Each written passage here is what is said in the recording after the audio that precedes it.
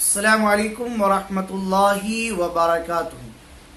محترم ناظرین، محترم سامعین، آئیے ایک مسئلہ شرعی اہم ہے امام کے لیے بھی اور مقتدی کے لیے بھی، اور ہر نماز پڑھنے والے کے لیے بہت اہم ہے۔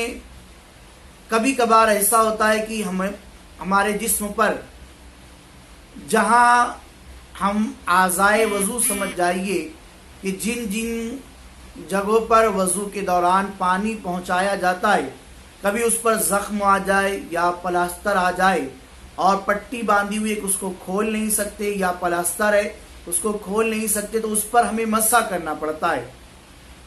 تو اب مسح کرنے والا امام امامت کر سکتا ہے یا نہیں، اور پٹی کے اس مسئلے کا کیا معاملہ ہے، آئیے سنتے ہیں۔ اگر اعضائے وضو میں سے کسی عضو پر زخم کی وجہ سے پٹی وغیرہ باندھی ہوئی ہو اور اس پٹی پر پانی بہانا نقصان دہ ہو، تو اس پٹی والے حصے کے باقی اعضائے وضو کہ جن کو وضو میں دھویا جاتا ہے ان کو دھونے کا حکم ہے، اور اس پٹی وغیرہ پر مسح کرنے کا حکم ہے۔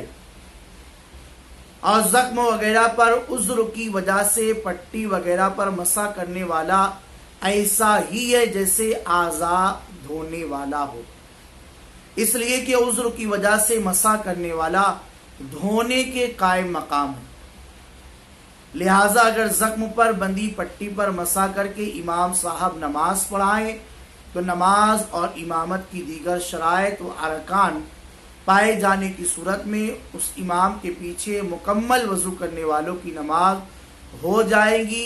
لہٰذا اس مسئلے کو اچھی طرح سے سمجھ لیں۔